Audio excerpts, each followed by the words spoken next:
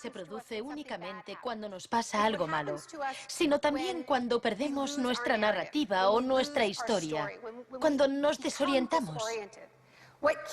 Lo que nos mantiene orientados, alerta y a salvo del shock es nuestra historia. Una época de crisis como la que estamos viviendo es ideal para pensar en la historia, en la continuidad, en las raíces. Es un buen momento para situarnos en la historia de la lucha humana. La doctrina del shock.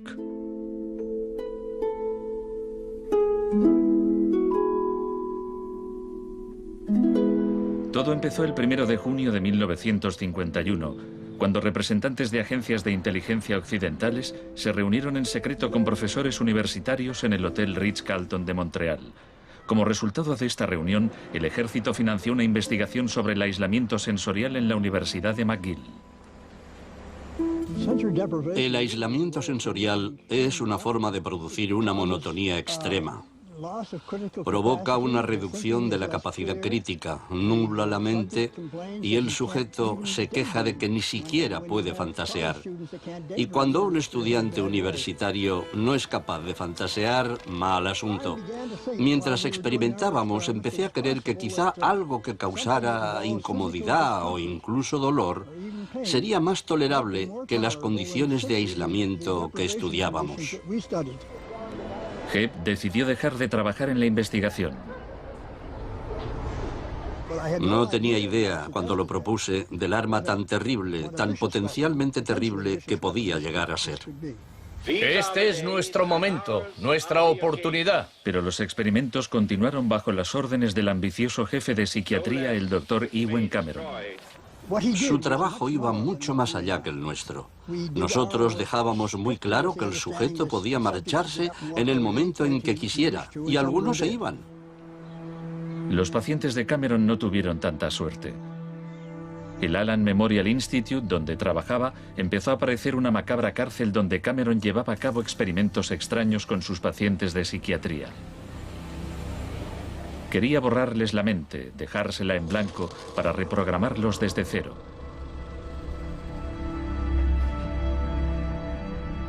Janine Huart, una joven madre de 4 hijos, padecía una depresión posparto. Me entraban escalofríos cuando me decían, mañana te toca tratamiento de electrochoque. Me estremecía, me daba mucho miedo.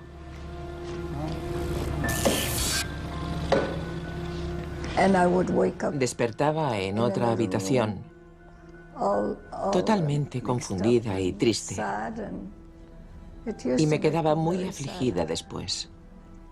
Iba por ahí caminando como una zombie. Cameron combinaba los electrochoques con las curas de sueño y la repetición de mensajes grabados. Decía, Janine, Janine, estás rehuyendo tus responsabilidades. No quieres cuidar de tu marido ni de tus hijos. Lo repetía una y otra vez. Suena como si la interrogaran. Sí, como si me interrogaran, pero ¿con qué objeto? La CIA no tardó en poner en práctica los hallazgos de Cameron. Muchas de sus técnicas figuran en el manual Kubark de interrogatorios para el contraespionaje. He aquí unos fragmentos. Es una tesis central del manual que estas técnicas son, en esencia, métodos para provocar la desviación de la personalidad. Hay un intervalo, que puede ser muy breve, de animación suspendida, una especie de shock psicológico o parálisis. Los interrogadores expertos reconocen este efecto cuando se da y saben que desde ese momento el sujeto está mucho más abierto a la sugestión, mucho más dispuesto a obedecer que justo antes de sufrir el shock. El otro Dr. Shock.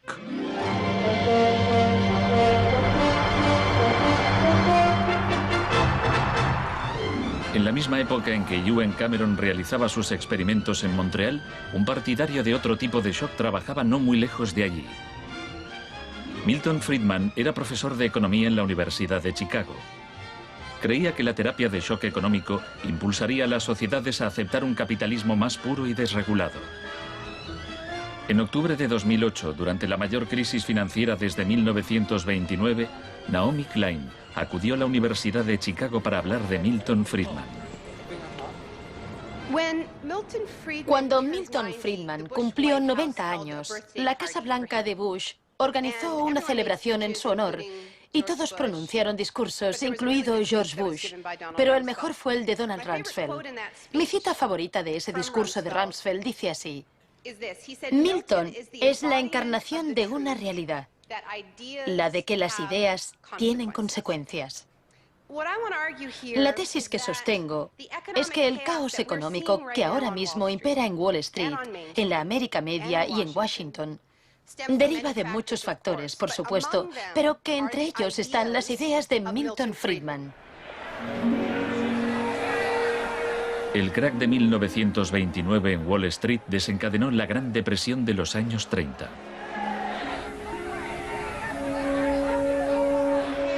En la base de las tesis de Friedman estaba su oposición a la política del New Deal anunciada por el presidente Franklin Roosevelt en su discurso de investidura.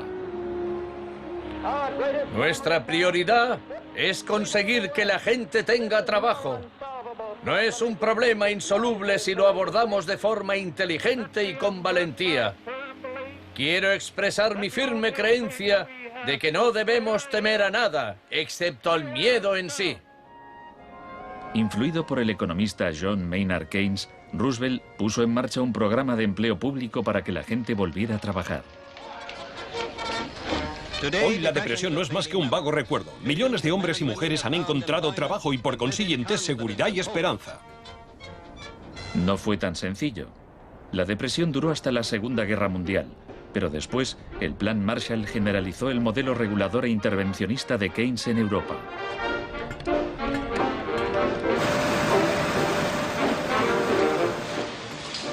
Sus principios gozaron de gran aceptación, aunque no por parte del Departamento de Economía de la Universidad de Chicago. Milton Friedman, desde esta universidad, libró una guerra contra el New Deal. Friedman era miembro de un grupo llamado Sociedad Mont Pelerin, dirigida por el economista Friedrich von Hayek. Creían que si el gobierno dejaba de prestar servicios y de regular los mercados, los problemas de la economía se resolverían solos. En los 50 los consideraban bichos raros, pero en los últimos 30 años sus ideas se han convertido en la doctrina económica dominante. La tesis de la doctrina del shock es que nos han contado un cuento sobre cómo estas medidas radicales han triunfado en el mundo, que no se han propagado de la mano de la libertad y la democracia, sino que han requerido shocks, crisis y estados de emergencia. Milton Friedman entendía la utilidad de las crisis. Solo una crisis, real o percibida, produce auténticos cambios. Cuando esa crisis sobreviene, las medidas que se toman dependen de las ideas que flotan en el ambiente. Primera puesta a prueba, Chile. Fue en Chile donde los seguidores de Friedman aprendieron a explotar un shock o crisis a gran escala. Por lo general, los voceros del neoliberalismo, los publicistas oficiales, ni siquiera mencionan a Chile. Empiezan a contar la historia a partir de Thatcher y Reagan, porque eso queda mucho mejor. En los años 50 y 60, las medidas progresistas de desarrollo en Chile eran un modelo para la zona. El gobierno invertía en salud, educación e industria. Las empresas estadounidenses temían por sus inversiones. Como respuesta, el Departamento de Estado comenzó a becar a estudiantes de Chile y el resto de Sudamérica para que estudiaran economía de libre mercado con Milton Friedman. La Universidad de Chicago tenía un convenio con la Universidad Católica de Chile que permitía a muchos chilenos venir a Chicago, donde les impartíamos formación y se doctoraban. Los estudiantes regresaban a Chile a dar clases. El Departamento de Economía de la Universidad Católica en Santiago se convirtió en una mini escuela de Chicago. Arnold Harberger, el economista que dirigía el programa, se describía como misionero totalmente entregado. En 1970, la Unidad Popular de Salvador Allende ganó las elecciones con un programa que proponía nacionalizar grandes sectores de la economía. La compañía de teléfonos pertenecía en su mayor parte a la empresa estadounidense ITT, que encabezó los intentos de evitar que Allende fuera presidente. Contaba con el apoyo de Richard Nixon en la Casa Blanca. Yo no estuve allí, pero puedo decirle lo que sabemos con certeza en la actualidad. Él encargó a la CIA que impidiera que Allende asumiese la presidencia e intentaron convencerme de que instigara al ejército chileno cuando Allende resultó elegido. A pesar de las maniobras de la CIA, Allende juró el cargo de presidente.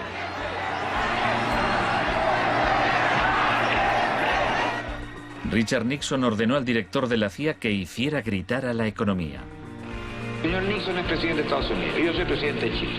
Yo no tendré un término despectivo contra el señor Nixon mientras el señor Nixon respete al presidente de Chile. Comenzó a fraguarse un golpe militar. Los Chicago Boys chilenos se pusieron a trabajar en un programa económico de 500 páginas llamado El Ladrillo. Con dinero de Estados Unidos se hizo todo lo posible por desestabilizar la economía. Se declaró una huelga de camioneros que paralizó fábricas y tiendas. Hubo un golpe de Estado fallido el 29 de junio de 1973. Después, el 11 de septiembre, bajo el mando del general Pinochet, el ejército asaltó el Palacio Presidencial. El shock de la guerra.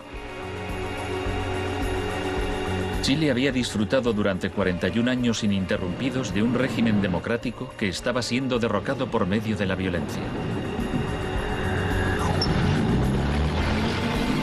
Para Pinochet y sus partidarios el golpe era una guerra, y desde luego estaba concebido para parecerlo. Fue el precursor chileno de la doctrina militar de shock y pavor.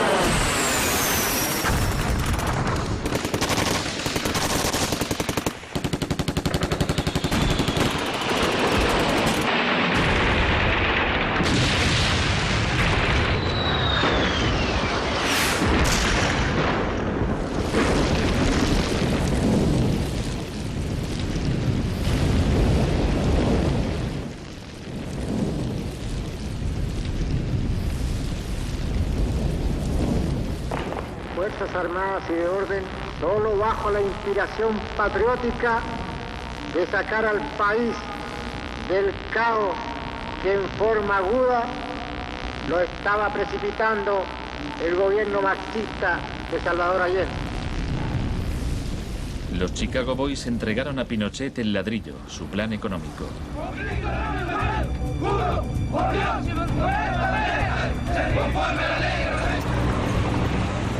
Los días siguientes, más de 13.000 opositores fueron detenidos y encarcelados.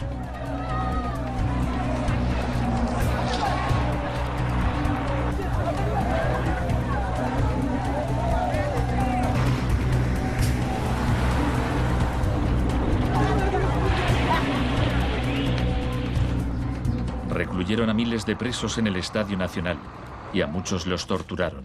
El mundo fijó su mirada en Chile. ¿Cuántas personas?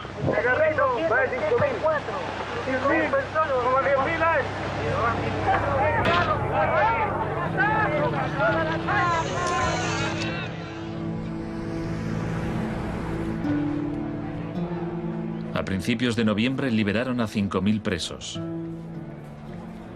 A los 900 que quedaron los trasladaron a otros centros de detención.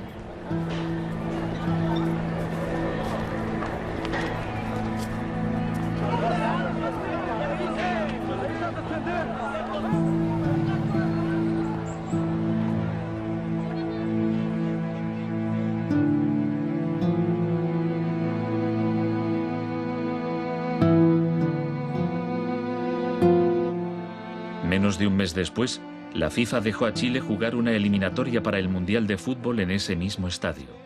Su rival, la Unión Soviética, se negó a jugar allí, así que se permitió a Chile marcar en portería vacía y clasificarse para el Mundial de 1974. Porque fueron tocando sin adversario hasta el otro lado. El shock económico. Aprovechando el estado de shock de la población, Pinochet impuso las medidas recomendadas por los Chicago Boys, suprimió el control de precios, privatizó empresas estatales, eliminó aranceles de importación y redujo el gasto público. Más tarde, Friedman reconoció abiertamente la importancia del experimento chileno. Se trataba del primer caso en que un avance hacia el comunismo daba paso a un avance hacia el libre mercado. No dio resultado. Al cabo de un año había una inflación del 375% anual, la más alta del mundo. Así que en marzo de 1975, Arnold Harberger y Milton Friedman volaron a Santiago. Empleó una expresión que nunca se había utilizado en el contexto de una crisis económica mundial. Exigió un tratamiento de shock. Dijo que él era como un médico que iba a ayudar a un país asolado por una epidemia y simplemente recetaba el remedio. Friedman escribió que el general Pinochet se mostraba receptivo a la idea de un tratamiento de shock, aunque era evidente que le preocupaba el paro temporal que podía causar.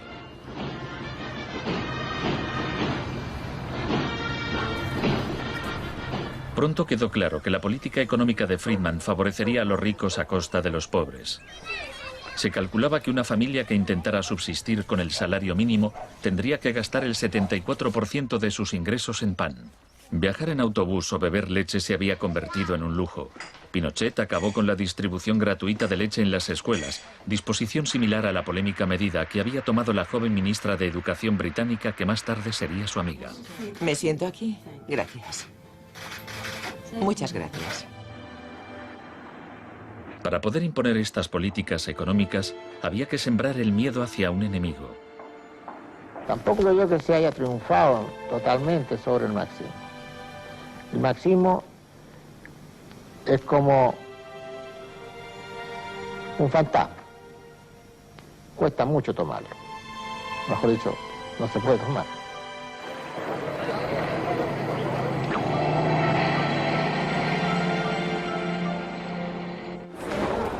Según Friedman y Harberger, la economía de libre mercado era indisociable de la libertad y la democracia. Pero en Chile, donde sus ideas se estaban aplicando en el contexto de una dictadura militar, no era así.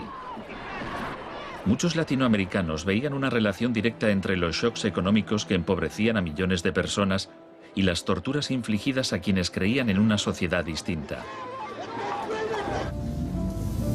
Orlando Letelier era uno de ellos. Letelier había sido embajador de Allende en Washington. Pasó un año en una de las cárceles de Pinochet antes de exiliarse en Estados Unidos. En 1976, Letelier escribió: el plan económico tenía que imponerse por la fuerza, y en Chile esto solo podía conseguirse por medio de miles de asesinatos, el establecimiento de campos de concentración por todo el país y el encarcelamiento de más de 100.000 personas en 3 años.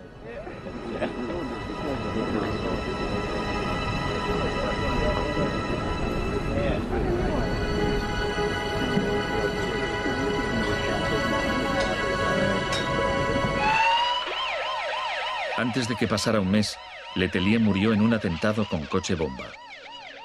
Buenas tardes. Una potente explosión ha destrozado un coche que circulaba por el normalmente tranquilo Embassy Road de Washington. El chileno era Orlando Letelier, ministro de Exteriores durante los últimos meses del régimen marxista del difunto Salvador Allende. Damos paso a Richard Roth. Michael Townley, miembro de la policía política secreta de Pinochet, estaba detrás del atentado. Había entrado en Estados Unidos con pasaporte falso y la CIA estaba al corriente de ello. Michael, buenas noches. Buenas noches, Pablo. La opinión del Poder Judicial chileno, ¿hay confianza en él? Mire, yo confío plenamente en la justicia chilena, como patriota y luchador antimarxista y juntista por sobre todas las cosas. Pese a su confianza, Townley fue extraditado a Estados Unidos y condenado por el asesinato de Letelier. Pinochet gobernó Chile como dictador durante 17 años. Pero en una entrevista en que se sinceraba, Harberger seguía negándolo. Un gobierno represivo no puede durar mucho tiempo en el marco de un sistema de auténtica libertad económica. El año del asesinato de Orlando Letelier se le concedió a Friedman el Premio Nobel de Economía. Saben, tienen una idea totalmente deformada de lo que pasó. Les explicaré un par de cosas. En primer lugar, universidades chilenas me ofrecieron 2 títulos honoríficos antes de que yo viajara allí. Rehusé aceptarlos porque dichas universidades se financiaban en parte con fondos públicos y yo no quería dar en ningún caso la impresión de que apoyaba el régimen político de Chile. No soy representante de Chile, no soy asesor de Chile, ni tengo responsabilidades para con el gobierno de Chile.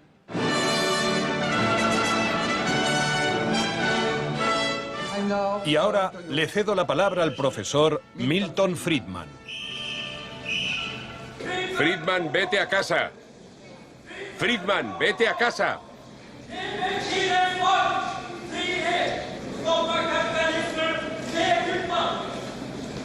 Lamento este incidente.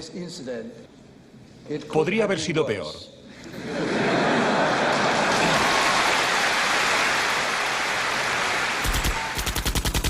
La revolución se propaga.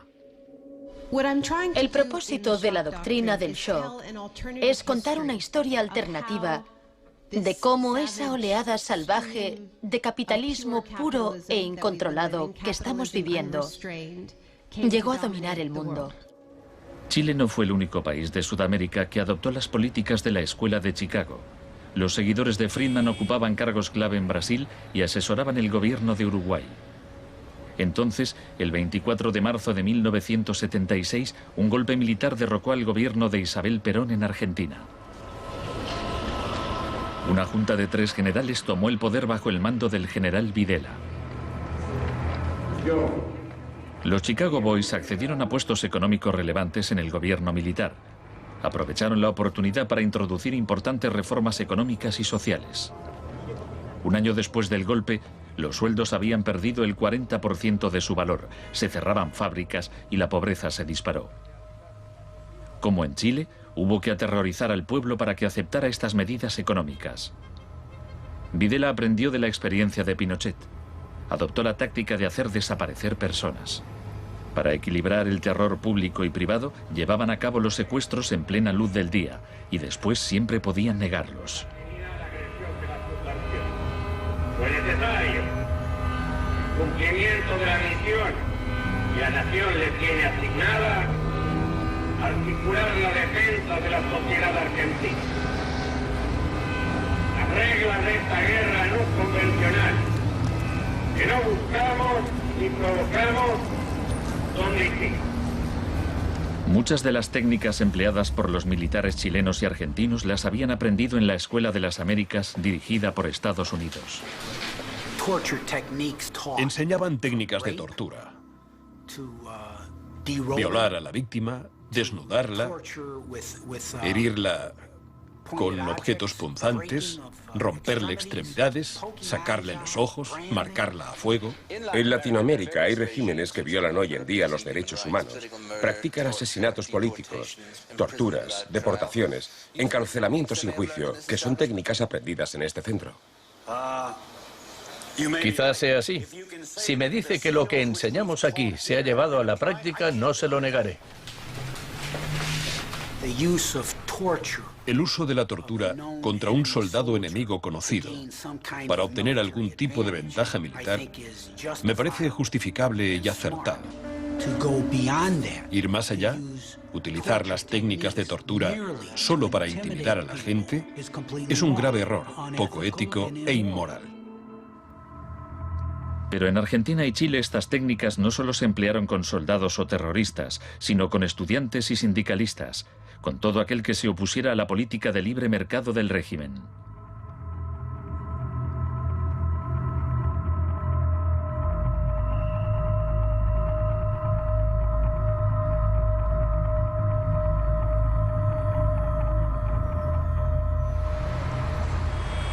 En 1978, la Junta de Argentina fue anfitriona del Mundial de Fútbol. La final se jugó en un estadio que estaba aproximadamente a 1 kilómetro del mayor centro de detención del país, donde había miles de presos en cámaras de tortura. Decir que con los goles, con el grito de gol, se tapaba la voz de los secuestrados, los gritos de los secuestrados, era una realidad. Organización extraordinaria, miles y miles de banderas, miles y miles de gargantas enronquecidas, 25 millones de argentinos que tienen un solo color, el celeste y blanco. El fútbol ha hecho el milagro del país, de este maíz maravilloso que nos siguen atacando a aquellos que... Argentina llevó su régimen de terror un paso más lejos que Chile. Entre los desaparecidos había cientos de mujeres embarazadas a quienes les permitieron dar a luz antes de asesinarlas.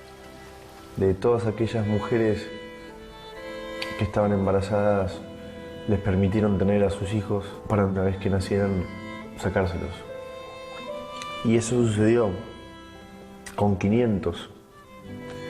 Yo soy uno de esos 500. Esos niños, muchos de los cuales fueron criados por familias afines al ejército, eran un escalofriante recordatorio del proyecto de la Junta de rehacer toda la sociedad.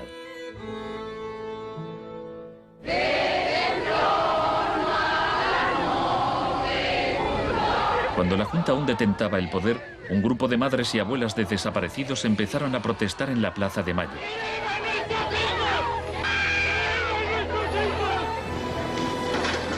Como detectives buscaron a los niños perdidos.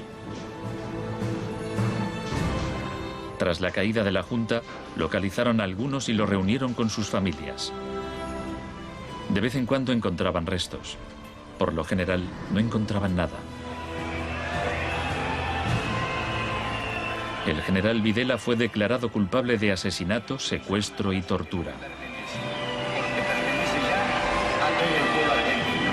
Señores jueces, nunca más. Se le condenó a cadena perpetua.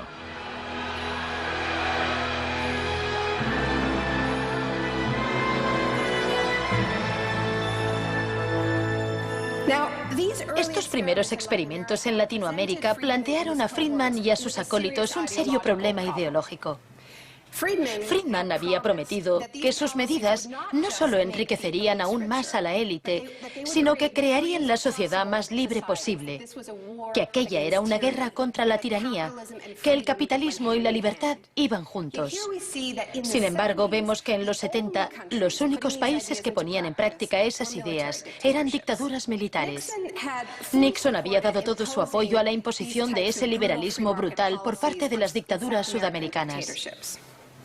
En cambio, el caso de la política económica dentro de Estados Unidos, donde Nixon se estaba jugando la reelección, era harina de otro costal. La escuela de Chicago y el mundo anglosajón. Friedman mantenía una relación cordial con Nixon. Varios de sus colegas y discípulos de la escuela de Chicago obtuvieron cargos en el gobierno. Entre ellos Donald Rumsfeld. Con la ayuda de Dios. Enhorabuena. Gracias. En 1971, en plena depresión económica, Nixon dejó a un lado las ideas de Friedman e instauró una política de control de precios y salarios. Puso a Rumsfeld al cargo. Es en esencia una cuestión de oferta y demanda. Hace tiempo que me opongo al control de salarios y precios. Creo que implica la injerencia del gobierno en la libertad individual y me parece intolerable. La política keynesiana tuvo éxito y Nixon salió reelegido con una victoria aplastante. Fue un duro golpe para Friedman. Más tarde, en 1979, Margaret Thatcher fue elegida primera ministra en Gran Bretaña. Su gurú intelectual era el viejo mentor de Milton Friedman, Friedrich von Hayek. Poco más de un año después, Ronald Reagan ganó las elecciones presidenciales de Estados Unidos. Ahora, tanto Gran Bretaña como Estados Unidos estaban en manos de friedmanitas declarados. El programa con que Margaret Thatcher llegó al poder se basaba en 4 puntos: recortar el gasto público, bajar los impuestos, reducir el número de empresas estatales o paraestatales, desregular la industria e introducir una política monetaria moderada y estable para combatir la inflación. Durante sus primeros 3 años en el poder, el paro se duplicó en ciertos sectores, lo que provocó oleadas de huelgas. El índice de popularidad de Thatcher cayó hasta el 25%. Estallaron disturbios en las principales ciudades británicas. Hasta los admiradores de Thatcher albergaban ciertas dudas. Los resultados económicos de la administración Thatcher son desiguales.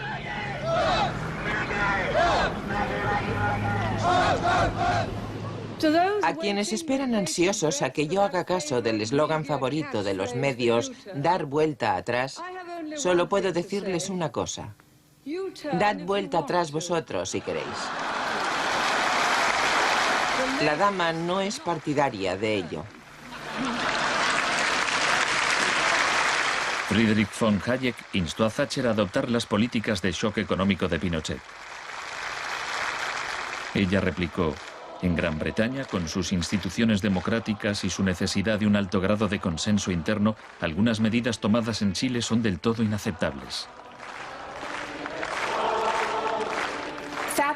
La enorme impopularidad de Thatcher demostraba una vez más que el fundamentalismo del libre mercado era demasiado impopular y perjudicaba directamente a demasiada gente como para sobrevivir en un sistema democrático que requería el consentimiento de los gobernados, a diferencia de una dictadura militar. Lo que sacó a Thatcher del abismo y salvó finalmente el proyecto fue una crisis. La crisis suprema, de hecho. Una guerra.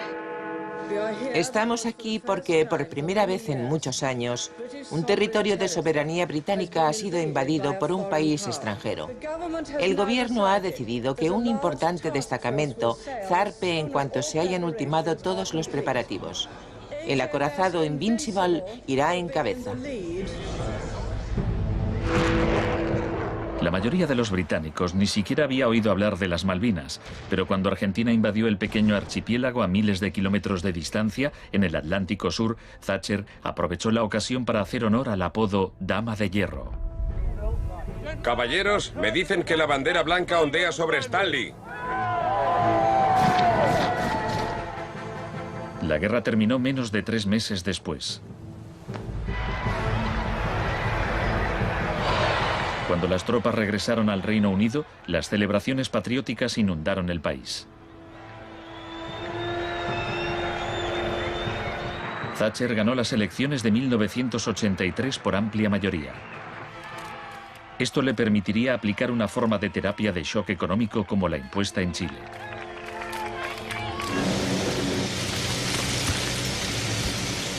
La organización de trabajadores más poderosa del país era el Sindicato Nacional de Mineros. Cuando la Junta Nacional del Carbón anunció el cierre de minas, los mineros declararon la huelga. Zonas del centro de Londres están paralizadas por miles de mineros y simpatizantes que se manifiestan por la ciudad en favor de la huelga de mineros, la más larga y feroz jamás vivida en Inglaterra desde 1926, así como la más costosa. La huelga duró casi un año. Thatcher empleó todos los medios a su disposición para acabar con el sindicato.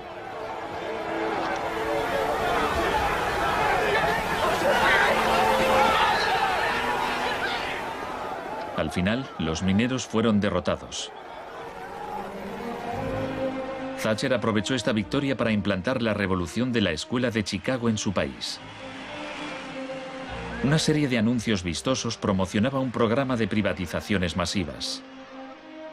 Thatcher vendió la industria del acero, el agua, la electricidad, el gas, el teléfono, aerolíneas, el petróleo. Privatizó las viviendas públicas, salieron a concurso los servicios municipales. En 1986 se desregularon los servicios financieros y la banca. Se le llamó el Big Bang. No hace falta que le recuerde a ninguno de los presentes que el Big Bang es solo el principio. En el Reino Unido, antes de Thatcher, un gerente general ganaba 10 veces más que el empleado medio. En 2007 ganaba más de 100 veces más.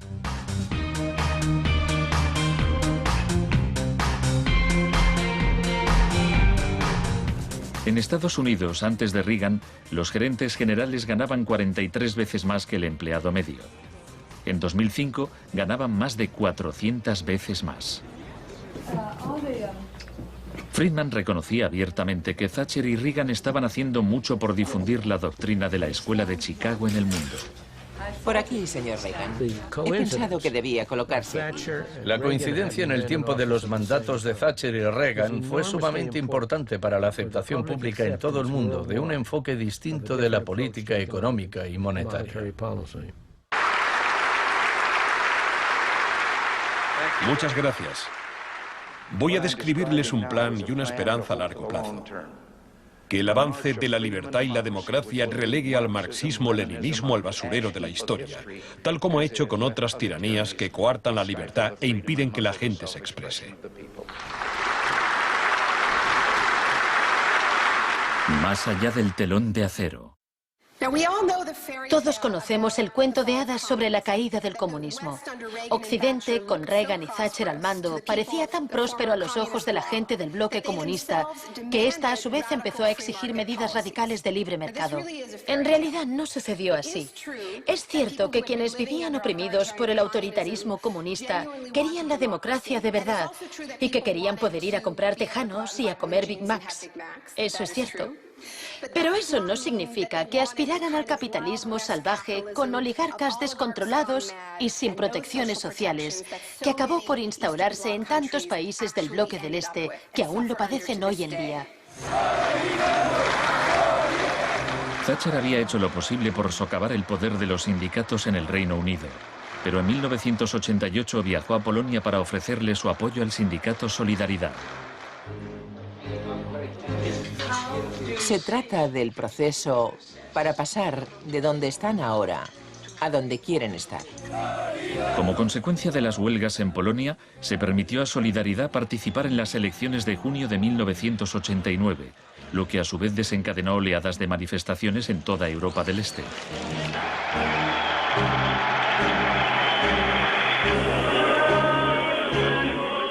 En épocas anteriores, la Unión Soviética había utilizado la fuerza para aplastar los movimientos democráticos. Pero ahora la URSS tenía un líder distinto, Mikhail Gorbachov, impulsor de la Glasnost y la Perestroika. Hablaba de una tercera vía, de una transición gradual hacia una socialdemocracia a la escandinava, algo a medio camino entre el capitalismo de libre mercado y el comunismo. Gorbachov cautivó al público y los políticos de Occidente. Es un líder audaz, decidido y valiente. Ante la mirada de Gorbachov, los viejos regímenes comunistas se desmoronaron uno a uno.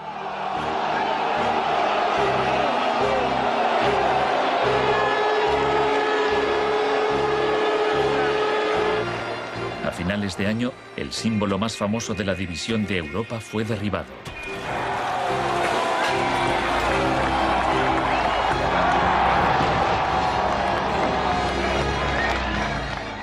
Para Friedman y los Chicago Boys, se abrieron las puertas de todo un mundo nuevo. En la Unión Soviética, Gorbachov quería reformar la economía rusa poco a poco. En 1991, Gorbachov asistió como invitado a la cumbre del G7 en Londres. Esperaba obtener apoyo financiero para sus reformas económicas graduales. Sin embargo, le dijeron que o aceptaba la terapia de shock radical o no le concederían ayudas. ¿Qué tal, señor presidente? ¿No está demasiado cerca? El mes siguiente se produjo un intento de golpe de Estado contra él. Miembros del sector duro del Partido Comunista pusieron a Gorbachov bajo arresto domiciliario en su casa de veraneo de Crimea.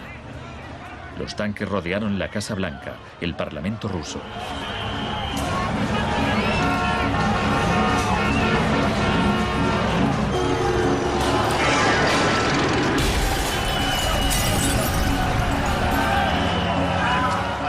En el caos de los enfrentamientos callejeros, era evidente que, para reforzar su posición, el sector duro debía recurrir a la violencia. Estos choques entre el pueblo y las fuerzas del orden son algo nunca visto desde los tiempos lejanos de la Revolución Rusa. Hoy, cuando amanecía sobre un mar de escombros, empezaba a quedar claro que el golpe se estaba desmoronando. El edificio del Parlamento ruso estaba a salvo. El ejército no había intervenido. Y en el interior, Yeltsin tenía más poder que nunca.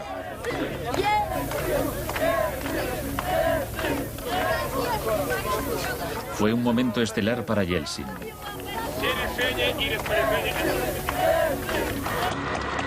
Gorbachov fue puesto en libertad y regresó a Moscú, pero había perdido buena parte del poder. Aplaudo los elevados principios del pueblo ruso y también los del presidente Boris Yeltsin. En diciembre de 1991 se disolvió la Unión Soviética, un shock profundo para el pueblo ruso. Yeltsin se hizo cargo entonces de la política económica de la Federación Rusa. El libre mercado llegó a Rusia y con él el caos.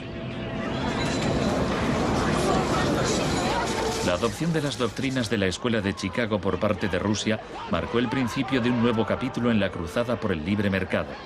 Fue shock en estado puro, sin nada de terapia. Pese a los intentos oficiales por promover el capitalismo popular, lo cierto es que un puñado de empresarios amasó grandes fortunas. Se vendieron empresas estatales a precio de saldo. La prensa rusa apodó a los asesores de Yeltsin los Chicago Boys.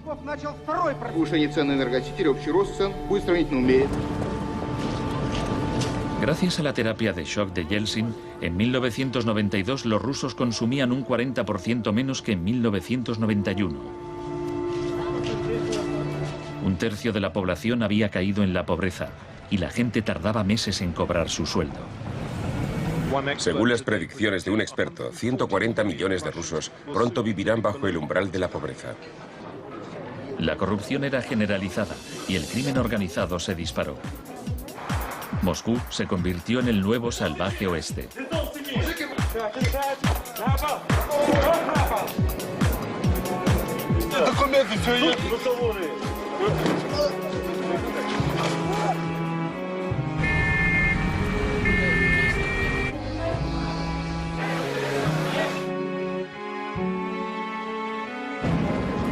La mayoría de los rusos se oponía a que el radicalismo de los Chicago Boys se implantase en su país.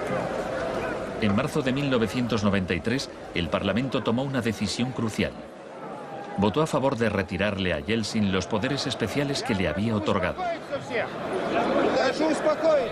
Yeltsin instauró un régimen especial. El Tribunal Constitucional lo declaró ilegal.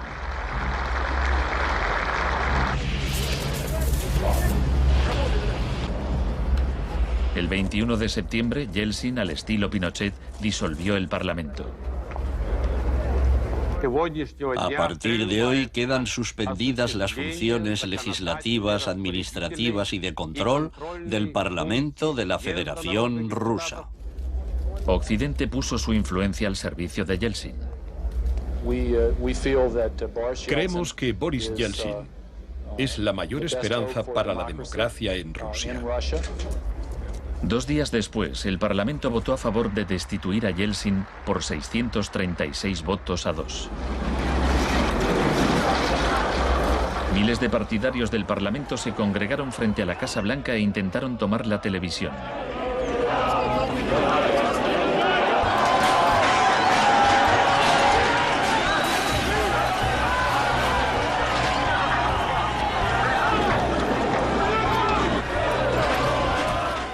Parecía que los defensores del Parlamento iban ganando. Yeltsin voló de regreso a Moscú de su casa vacacional. Esa noche, 100 manifestantes murieron en los enfrentamientos con las fuerzas de Yeltsin.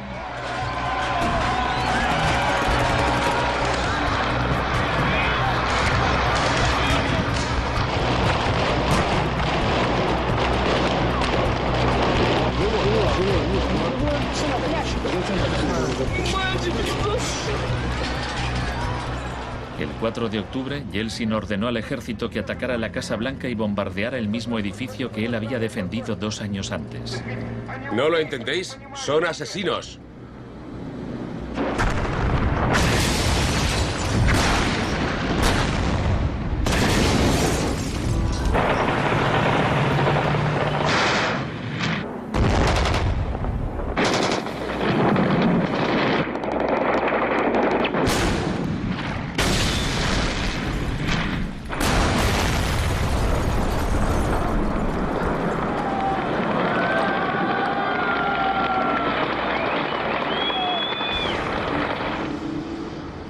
Warren Christopher, el secretario de Estado norteamericano, dijo: Estados Unidos no suele apoyar la suspensión de parlamentos, pero corren tiempos excepcionales.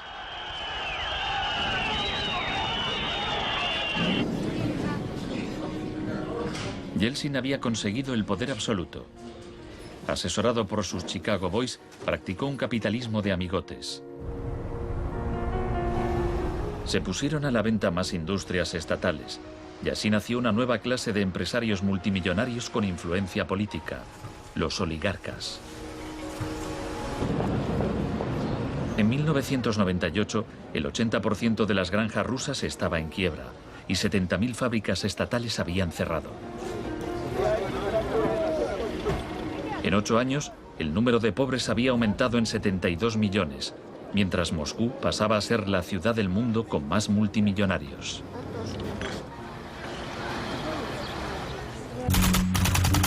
Un nuevo enemigo.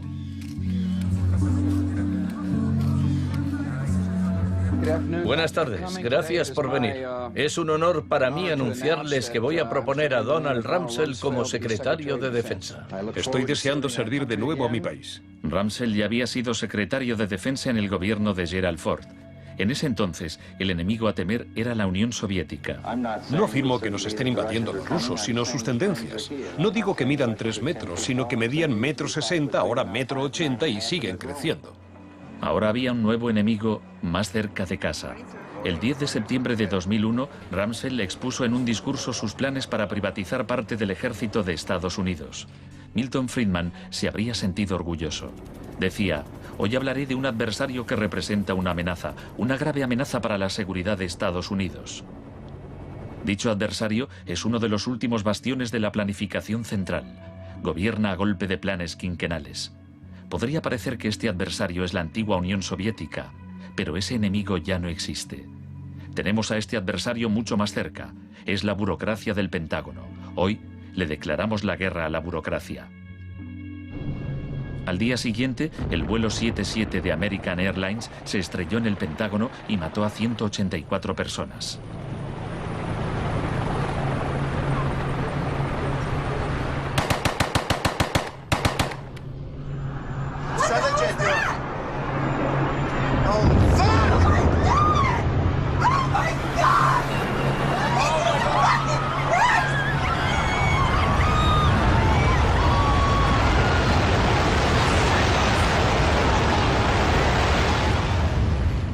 Piensen en la sensación de la gente tras los atentados. ¿Quién es esa gente? ¿De dónde son? ¿Por qué nos odian? Se produjo una rotura de esquemas colectiva. No vivíamos en el mundo en que creíamos vivir. Y nuestros líderes no dejaban de repetir que todo aquello que creíamos entender antes del atentado ya no era vigente. Se acuñó una nueva frase, mentalidad pre-11S. Lo que ocurrió en ese momento fue que surgieron teorías nuevas por arte de magia sobre un choque de civilizaciones. De pronto, ese era el mundo en que vivíamos. Resultó que había un eje del mal y que estábamos librando una guerra contra el terrorismo. Esta guerra abstracta e imposible de ganar ha tenido enormes consecuencias económicas. Antes de 2001, la seguridad nacional apenas podía considerarse una industria. Hoy en día es más importante que las industrias del cine y la música juntas. Entre el 11 de septiembre de 2001 y el año 2006, el Departamento de Seguridad Nacional pagó $130.000 millones a contratistas privados. Este es el complejo del capitalismo del desastre, una nueva economía basada en el miedo. Será una batalla monumental entre el bien y el mal. La guerra contra el terrorismo, primera parte. La mejor defensa contra el terror es una ofensiva global contra él, allí donde esté. La primera fase de esta guerra fue el bombardeo de Afganistán.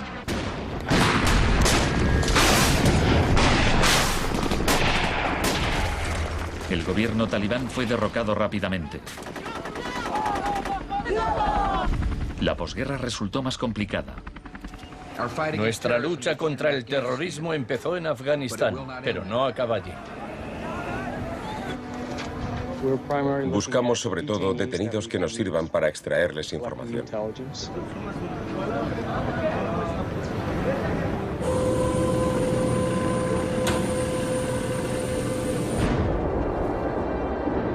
En Guantánamo, las fuerzas estadounidenses pusieron en práctica por primera vez las técnicas del manual Kubark de forma explícita y pública.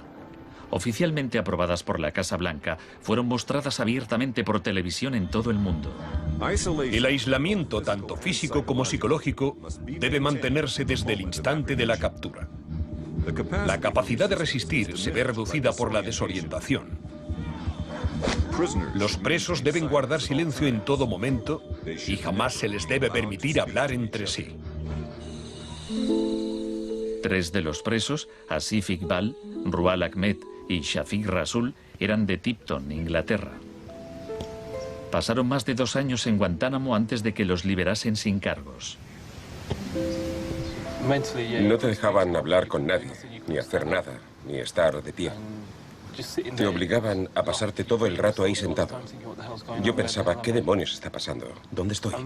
¿Pasaremos aquí el resto de nuestra vida? ¿Podremos regresar a casa, volver a ver a nuestra familia? De los 779 presos retenidos en la bahía de Guantánamo, solo 3 han sido condenados por algún delito.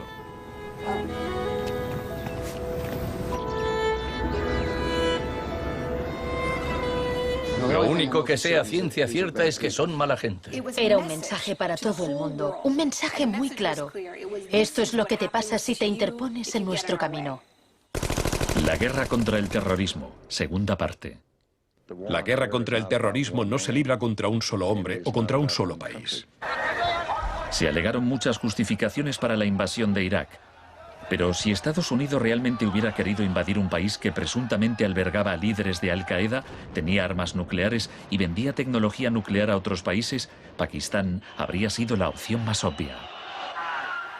Tenía contactos estrechos con los talibán y el poder estaba en manos de un dictador militar. En cambio, George Bush eligió como objetivo Irak, el país con la 3ª mayor reserva de petróleo del mundo.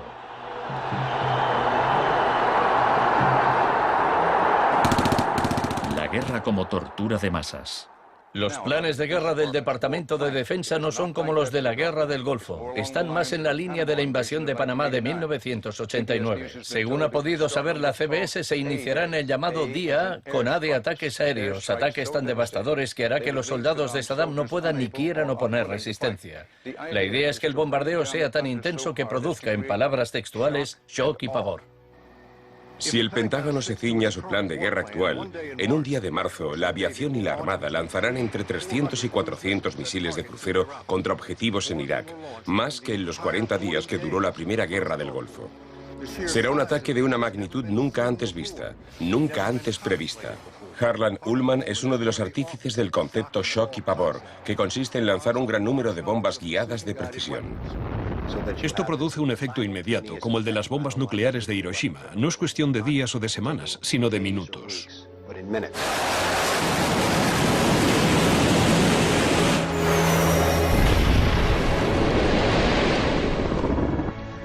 Además, paralizas la ciudad, es decir, la dejas sin energía ni agua y lanzas una campaña implacable de desgaste, de modo que al cabo de 2, 3, 4 o 5 días, ellos quedan agotados física, emocional y psicológicamente.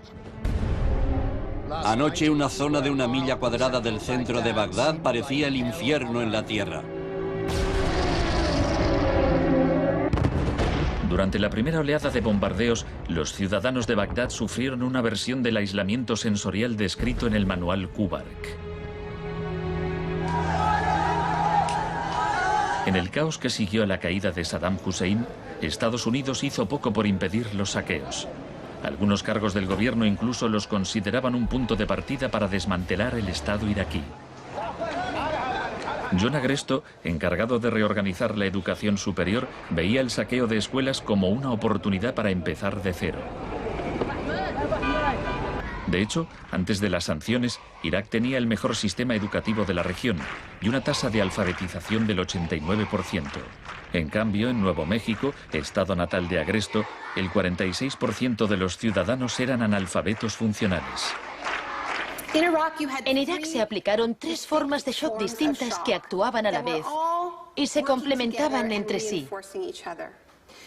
Estaba el shock de la guerra, seguido de inmediato por la terapia de shock económico impuesta por Paul Bremer. Y como la resistencia a esa transformación económica, a ese shock económico rápido iba en aumento, se aplicó el shock de la represión y la tortura. 3 clases de shock distintas. El shock económico.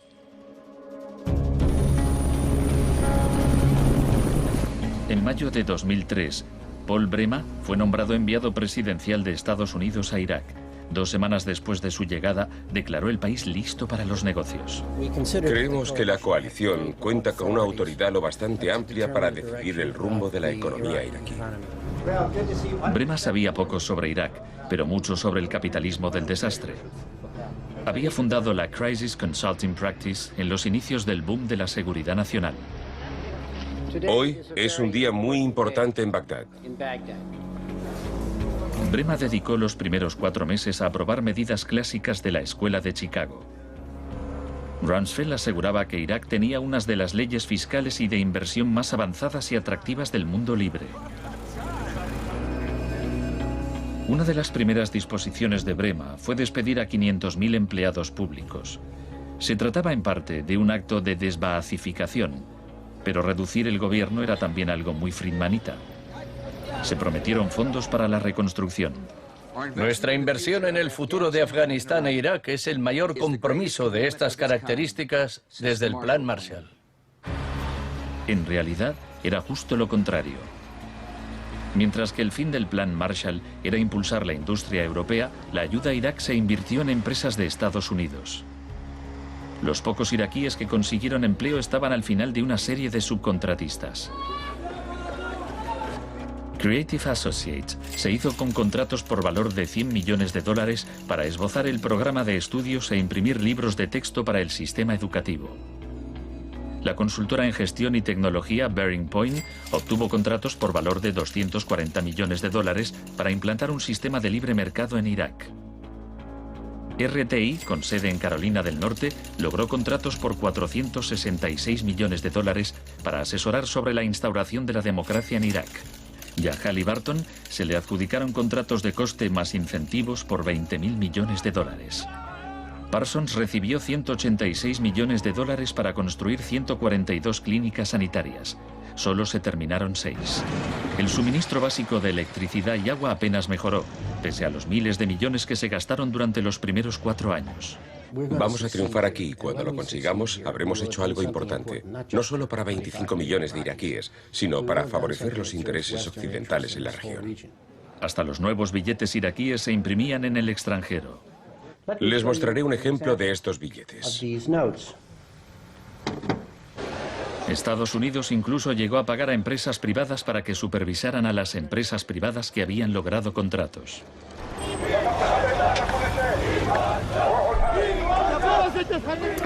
Estuve en Bagdad en 2004, cuando empezaban a cometerse atentados con frecuencia. De hecho, la noche en que llegué, una bomba estalló muy cerca del hotel. Pero lo que más me impactó entonces fue que, a pesar de la violencia y del caos, los iraquíes salieron a la calle a protestar al día siguiente. 19 muertos y 100 heridos en Nayaf. Lo que pedían en esa época era elecciones, tener voz y voto en el desarrollo de la era post-Saddam. En los primeros días de la ocupación, las protestas eran pacíficas, pero a medida que pasaba el tiempo, como las protestas no daban resultado, cada vez más iraquíes se unían a la resistencia armada.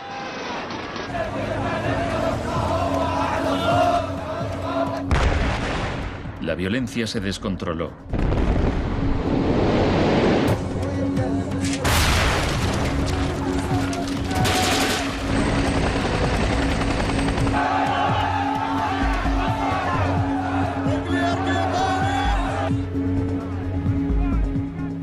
Como había ocurrido en Sudamérica 3 décadas antes, se dejaban cuerpos en la cuneta a modo de advertencia.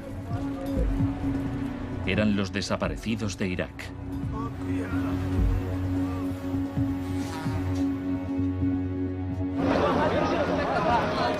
Se tomaron medidas extremadamente agresivas para aplastar a la oposición. El shock de la represión.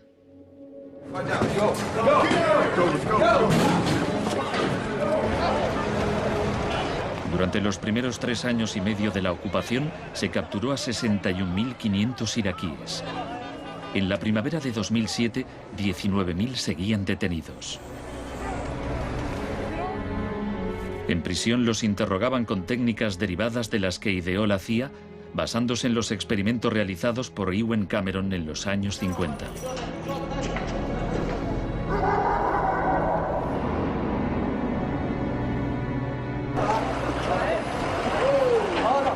Según la Cruz Roja, altos cargos del ejército estadounidense admitieron que entre el 70 y el 90% de las detenciones en Irak fueron errores.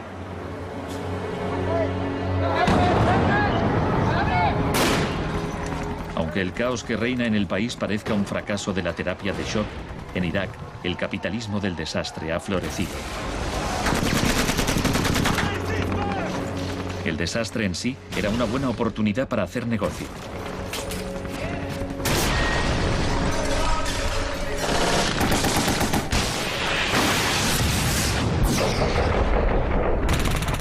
El negocio de la guerra. El gasto militar de Estados Unidos prácticamente se ha duplicado desde 2001.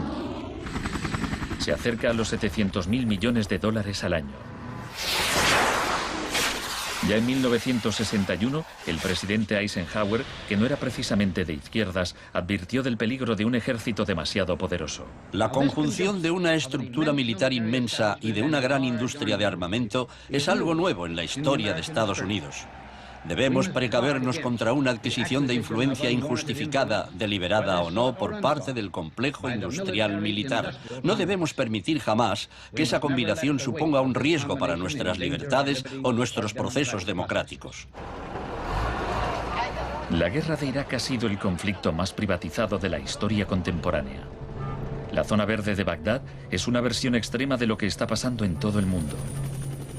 Se trata de una zona privada y segura, protegida del caos exterior.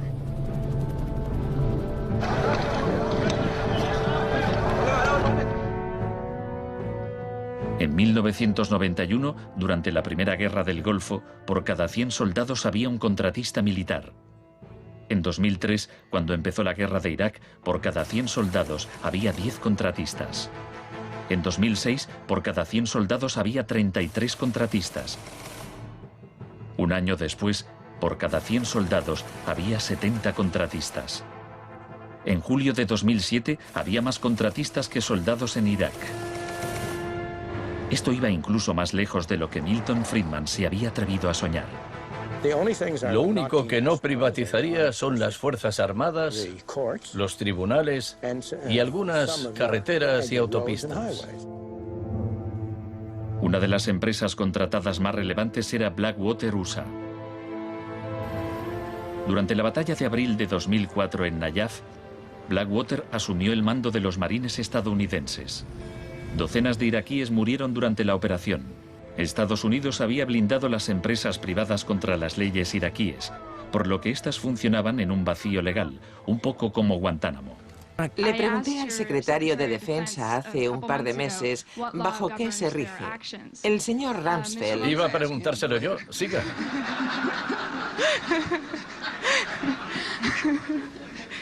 ¡Socorro! Iba...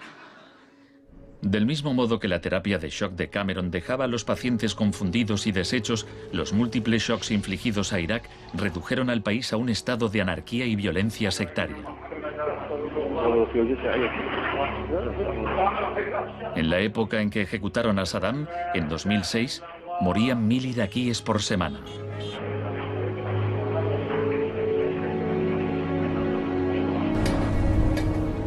En abril de 2007, la Agencia de la ONU para los Refugiados calculaba que 4 millones de personas habían tenido que abandonar su hogar. Cientos de miles de iraquíes habían muerto. Creo que los historiadores escribirán con toda claridad que hicimos algo extraordinario y noble aquí.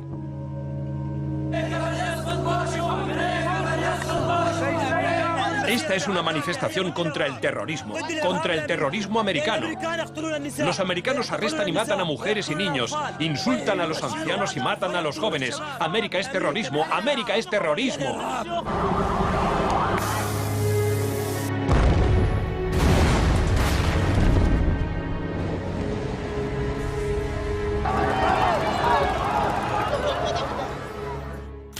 Un mundo de zonas verdes y rojas.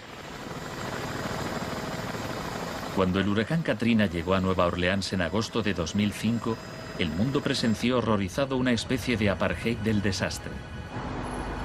Quienes tenían recursos se marcharon de la ciudad, mientras decenas de miles de desfavorecidos tuvieron que quedarse prácticamente sin ayuda del Estado. Fui a Nueva Orleans cuando la ciudad todavía estaba inundada y descubrí que lo que había visto en Irak se repetía, no en un periodo de posguerra, sino después de un terrible desastre natural. Milton Friedman murió en 2006.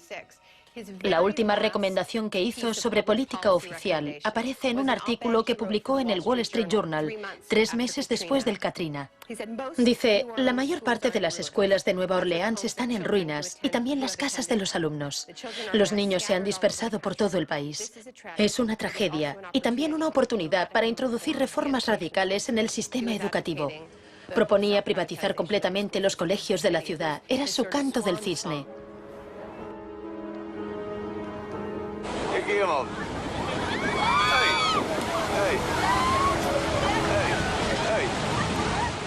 Fui testigo de un proceso similar en Sri Lanka, en los días que siguieron al tsunami de 2004.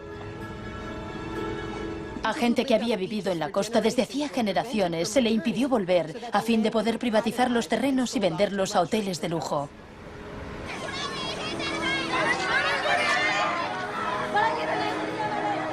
Justo a esto me refiero con la expresión doctrina del shock, al saqueo sistemático del sector público después de un desastre, cuando la gente está demasiado ocupada haciendo frente a la emergencia, a sus problemas diarios, para proteger sus intereses.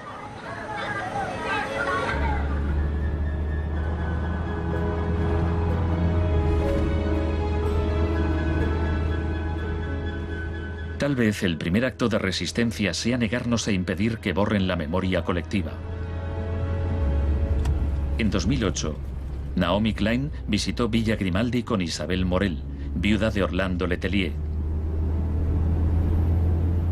Villa Grimaldi es un monumento a la crueldad del régimen de Pinochet y a su posterior derrota. Villa Grimaldi fue el principal centro de tortura mientras se buscaba implementar la política de shock económico. Esta es la que tú señalas en el libro como las casas de uno por uno donde estaban los detenidos en Villa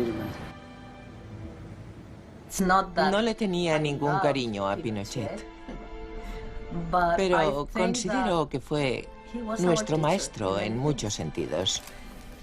Aprendimos qué era el mal.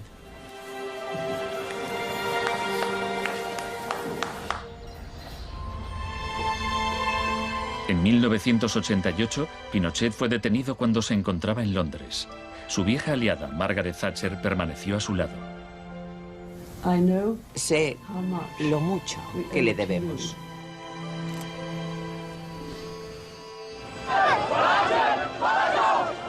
Hicieron falta 30 años para que el experimento económico que Pinochet fue el primero en probar diera la vuelta al mundo hasta Irak. Aún así, las similitudes entre pasado y presente son asombrosas. Entre los campos de concentración de Pinochet y el centro de detención de Bush en Guantánamo. entre los desaparecidos de Chile y los de Irak,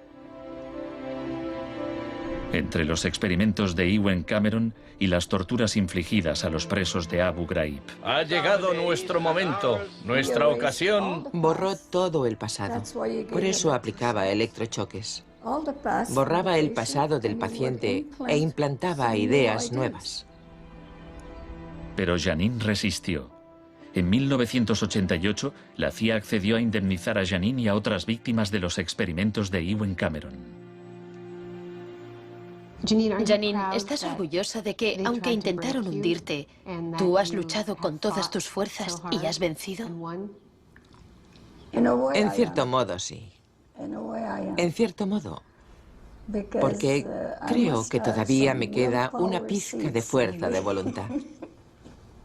Es muy difícil luchar contra un gobierno.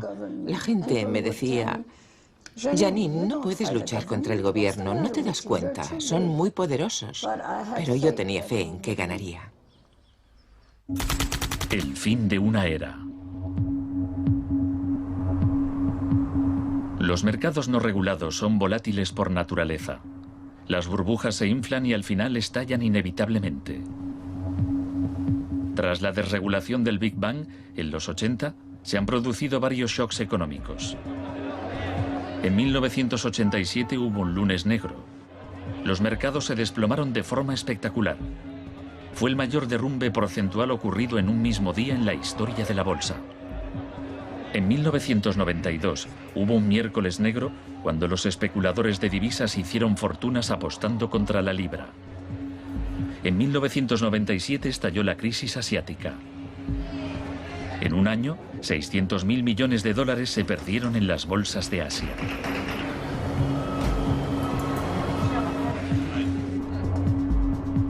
Y finalmente, en septiembre de 2008, los mercados financieros implosionaron. El mercado no está funcionando correctamente. Ha habido una pérdida generalizada de confianza.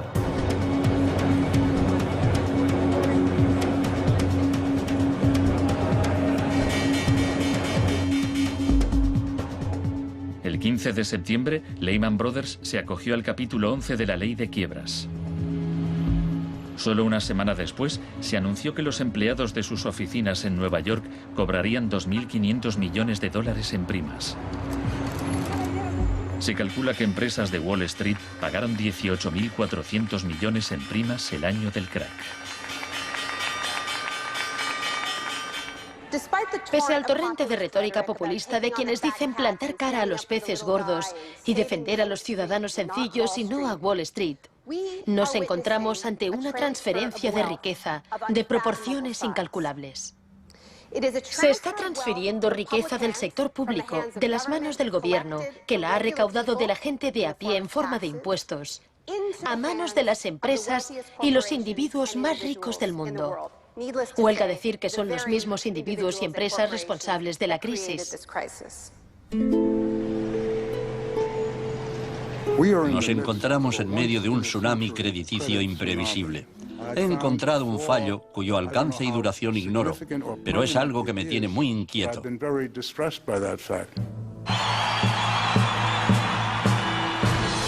En Estados Unidos, la crisis financiera propició la victoria de Obama. El país quería cambiar de rumbo. ¡Hola, Chicago! Esta crisis está claramente considerada por casi todo el mundo un resultado directo de esta ideología concreta de la desregularización y la privatización. La magnitud de la crisis abre una puerta a la esperanza. La doctrina del shock, como estrategia, solo funciona si no sabemos que existe. Lo que me parece más esperanzador de la crisis económica actual es que esta táctica se está desgastando, pues el factor sorpresa ha desaparecido. Los tenemos calados y ya no nos engañan. Nos estamos volviendo a prueba de shocks. La última vez que el mundo sufrió una crisis financiera tan grave como esta, la gente abrazó las medidas keynesianas del New Deal. Quiero expresar mi firme creencia de que no debemos temer a nada, excepto el miedo mismo. Más de 1 millón de personas se desplazó a Washington para asistir al discurso de investidura de Obama. Muchos periodistas lo compararon con Franklin Roosevelt. Últimamente se han trazado muchos paralelismos entre Obama y Franklin Delano Roosevelt. Así que hablaré un poco de este último. Les contaré una anécdota estupenda que podría ser inventada sobre cuando lo visitaban representantes de sindicatos u organizaciones progresistas y le proponían medidas nuevas y avanzadas para que las incluyese en el New Deal. Él los escuchaba con atención y al final decía: ahora salid ahí fuera y obligadme a hacerlo. Y ellos así lo hacían. En 1937, año clave para el New Deal, ¿saben cuántas huelgas se declararon en Estados Unidos? 4.740 huelgas que duraban un promedio de 20 días. ¿Saben cuántas huelgas hubo en 2007? 2. 21. En fin, la otra razón para recordar esta historia de la lucha social es que nos dice algo muy importante, algo que debemos recordar en estos momentos en que nos jugamos tanto. Nos enseña que si queremos políticas contra la crisis que hagan de este mundo un sitio más sano, justo y pacífico, tendremos que salir ahí fuera y obligarlos. Gracias.